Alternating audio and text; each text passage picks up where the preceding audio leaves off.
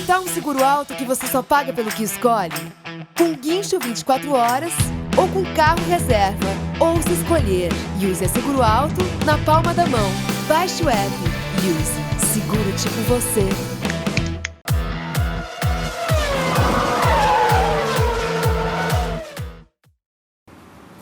E aí pessoal, tudo bem? Eu sou Juliana Tesser e faço a edição dessa noite do GP às 10. Bom, vocês já devem estar imaginando qual vai ser o assunto do dia, né? Falar um pouquinho do que foi o Grande Prêmio da Argentina da MotoGP. Começando do começo, eu sei que causou uma estranheza enorme aquela largada. Olhando pelo lado de Jack Miller, que tinha sido o único a escolher os pneus slicks, que era a opção correta para a prova, ele acabou sendo prejudicado pela decisão de atrasar a largada, mas de qualquer forma, eu acho que a direção de prova não teve muito o que fazer, né? Porque a partir do momento que 23 dos 24 pilotos do grid foram para o pit lane, eles não têm efetivamente como fazer a largada do pit lane, porque acaba sendo muito mais arriscado, né? O espaço ali é menor, então tem um risco muito maior, não seria uma zona desgraçada, porque como é que eles iam organizar quem saiu primeiro, quem entraria lá primeiro, ao mesmo tempo que um queria sair, outro queria entrar, então não ia ter muito o que fazer. De qualquer forma, foi estranho, claro, ficou parecendo uma coisa meio amadora, né? O Carmelo Espeleta chegou a dizer que eles estavam trabalhando nessa solução desde Sachsenring, uns anos atrás, quando eles tiveram um problema similar, embora com muito menos pilotos indo pro pit lane. Mas não ficou exatamente parecendo isso, né? Se eles estavam pensando numa solução e se essa era a ideia que eles tinham criado, então era melhor que isso constasse no regulamento para que as pessoas soubessem o que fazer. Aí o que eles fizeram? Eles encontraram um caminho para beneficiar o Jack Miller, então eles deram um monte de fila de espaço, então as fotos são maravilhosas. Eu coloquei as melhores fotos aqui do fim de semana atrás, algumas das mais legais, porque pelo menos as mais incomuns, né? Então ver o Jack sozinho no grid foi uma coisa engraçada durante um bom tempo. E aí depois teve o lance do Marques. Acho que aquilo ali foi o erro da direção de prova, embora eu via o vídeo hoje, acho que umas 3 ou 4 vezes, e pra mim é claro que o comissário indica pro Marques que ele tem que ir pro pit lane. Mas ele voltou pra posição dele no grid e os caras simplesmente deixaram rolar. Então, pessoalmente, eu acho que essa foi o pior erro do fim de semana do pessoal do MotoGP. Eles não podiam ter deixado o Marques largar. Muita gente falou, não dali, né, no caso. Muita gente falou, então depois que largou deveria ter dado bandeira preta. Não seria errado, porque além dele ter... Ele não obedeceu exatamente o regulamento, né? O regulamento determina que a partir do momento que a moto apaga, o cara tem que levantar a mão e esperar ser auxiliado, porque cada fila tem um comissário, cada comissário dá uma bandeira verde dizendo, tá tudo certo com a minha fila, pode proceder à largada. Então ele levanta a mão, o cara não levanta a bandeira dele, iam ver que tinha um erro com a fila dele e iam tentar ajudar. Ele até levantou a mão, né? Mas foi um processo meio rápido. Ele começou logo ele montou na moto, tentou ligar no tranco e tal. Então isso foi um erro.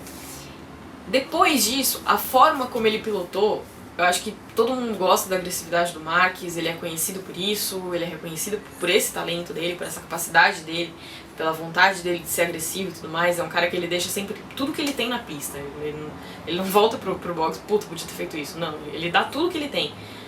Mas foi desnecessário, ele tinha um ritmo muito superior aos outros, então ele não precisava guiar daquele jeito, ele podia ter... Talvez não fosse uma recuperação tão grande, mas assim, muita gente comparou o lance dele com o Valentino com o lance entre o Zarco e o Pedrosa, que aliás acabou com uma lesão no Pedrosa que foi operado na terça-feira. A diferença entre ali o que aconteceu com o Zarco e o que aconteceu com o Marques é que o Zarco aprendeu. Ele fez uma vez, deu ruim, não repetiu. O Marques fez uma vez, deu ruim, foi punido e repetiu. Tanto que o Marques tomou 3 sanções numa mesma corrida, né? A primeira pela largada, depois ele teve que entregar uma posição por conta da disputa dele com o Alex Espargaró, e aí depois os 30 segundos em relação à ultrapassagem com o Valentino. O próprio Valentino chegou a dizer que ele era mais lento, então ele efetivamente não teria como segurar o Marques. Então por que ele não passou depois, né, na próxima curva?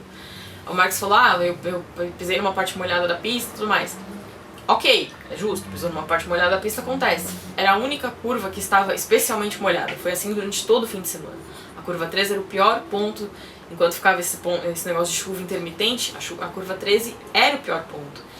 Então, ali era um lugar sabido que era problemático. Por que ele foi fazer ali? Ele não deveria ter ido fazer ali. O Valentino chegou a dizer que ele faz de propósito.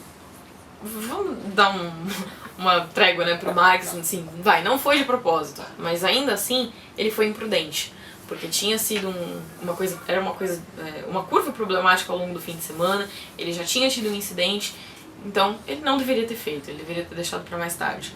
O Marc esteve em São Paulo na terça-feira, eu fui no evento, é um evento organizado pela Honda e pela Estrela Galícia, ele tem vindo pra cá nos últimos 3 anos, nessa fase do campeonato, né, entre Texas e Argentina, às vezes depois da Argentina, às vezes no Texas, depois do Texas e tudo mais ou menos por essa época do ano. E aí perguntaram pra ele se tinha alguma coisa que ele faria diferente, e ele disse que não, porque ele fez o que ele achou no momento que era o correto. Aí eu perguntei pra ele, disse que ele aprendeu algumas coisas e tal, aí eu perguntei pra ele o que foi que ele aprendeu. E aí ele disse que talvez gerir melhor a corrida, né? Entender que às vezes uma ultrapassagem que no seco seria fácil, no molhado acaba sendo muito mais problemática. Então essa questão de controlar a corrida. O Valentino deu declarações fortes, né? Ele disse que o Marc está destruindo o esporte, que ele tem medo de correr com o Marques. Também disse que o Marques não tem culhão de pedir desculpa, sozinho e tudo mais. A parte da desculpa acabou sendo engraçada, né? Porque o Marques, assim que terminou a corrida, ele foi aos boxes acompanhado pelo manager dele, que é o Emilio Zamora, e pelo chefe da Honda, que é o Alberto Puig, que assumiu a função agora esse ano. E aí o Alessio Salluti, que é o último, né, um dos melhores amigos do Valentino, foi o cara que entrou na frente e falou, sai daqui! E acabou sendo engraçado, não é a primeira vez que um piloto vai aos boxes do outro pedir desculpa, né? O próprio Valentino já passou por isso, naquele infame do Stoner, né? Seu talento, a sua ambição superou o seu talento. Que, aliás, eu inclusive usei essa frase na análise da corrida de domingo, porque foi mais ou menos isso que aconteceu com o Marc, né? A ambição dele de escalar o grid, de terminar na frente, acabou tirando aquilo que ele tem de melhor, né? Que ele tinha capacidade para fazer melhor do que ele fez. Mas, voltando às declarações do Valentino, foram declarações fortes, ele cobrou uma posição mais rígida, mais rigorosa da direção de prova. Eu acho que muitos pilotos terminaram insatisfeitos dessa corrida, né? O Pedrosa acho que não gostou muito do fato do Zarco não ter sido punido. O Alex não gostou nada do fato do Danilo Petrucci não ter sido punido, porque eles tiveram também um esbarrão, que foi meio que similar ao que aconteceu entre o Marcos e o Valentino, e o Petrucci escapou ileso. Então é uma prova que a FIM em especial, muito mais do que a Dorna, a FIM tem que pensar onde está o erro, né? A gente viu ao longo dos anos que o pessoal da MotoGP é sempre bastante rápido, sempre que acontece alguma coisa, eles vão lá, arrumam uma emenda para o regulamento. Então a gente espera que isso aconteça também, porque algumas das coisas que aconteceram ali, elas não deveriam ter acontecido, ao menos não daquela forma. Então fica para se pensar, não foi a corrida em si foi uma corrida boa, né? A gente tem que ressaltar também a vitória do Crutchlow com o pódio do Johan Zarco e do Alex Rins. O Alex Rins aí mostrando a evolução da Suzuki, né? O que aconteceu com a Suzuki no ano passado foi, a gente pode dizer, mais ou menos uma tropicada na evolução dela, porque agora ela voltou mais ou menos a ser aquela Suzuki de 2016, que é uma moto boa, né? Uma moto para brigar pelo pódio, uma moto que está em evolução, mas que é muito melhor do que aquilo que a gente viu no ano passado. O Zarco que, assim, vai chegar a hora dele ganhar a corrida e acho que vai todo mundo ficar feliz, porque tá todo mundo esperando isso há muito tempo. Então, e o Crutchlow também fez uma baita prova. O Jack Miller também fez uma boa prova, mas no caso dele acabou faltando pneu pro resto da corrida. Mas, assim, é uma evolução importante, né? O Miller tá se sentindo muito mais confortável a bordo da Ducati do que ele sentia com a Honda, que é a mesma coisa que aconteceu com o Tito Rabat. Apesar do Rabat tá com uma moto mais antiga da Ducati, ele também se sentiu muito mais confortável ali com aquilo. Bom, já falei demais por hoje.